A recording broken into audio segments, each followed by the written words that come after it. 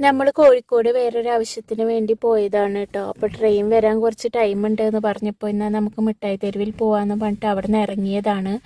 Railway സ്റ്റേഷന് അടുത്ത് തന്നെയാണ് കേട്ടോ, കുറച്ച് നടക്കാനേ ഉള്ളൂ.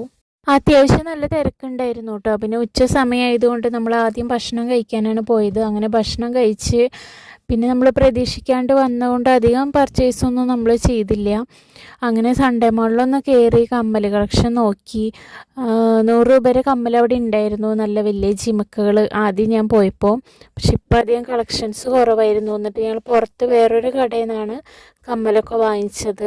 അവിടെ നല്ല കളക്ഷൻസൊക്കെ ഉണ്ടായിരുന്നു കേട്ടോ. പിന്നെ പുറത്ത് ഇതുപോലെ ഒരുപാട് കച്ചവടക്കാരുണ്ട്. നമ്മൾ സമയമെടുത്ത് നോക്കുകയാണെങ്കിൽ നമുക്ക് നല്ല സാധനങ്ങളൊക്കെ കിട്ടും. പിന്നെ ഞങ്ങൾ അവിടെ നിന്ന് ഇറങ്ങി ഒരു ബേക്കറിയിൽ കയറി അലുവ വാങ്ങിച്ചു. കോഴിക്കോട് വന്നു കഴിഞ്ഞാൽ പിന്നെ അലുവ വാങ്ങിക്കണ്ടേ, അങ്ങനെ അത് വാങ്ങിച്ച് തിരിച്ച് നാട്ടിലേക്ക് ട്രെയിൻ കയറി.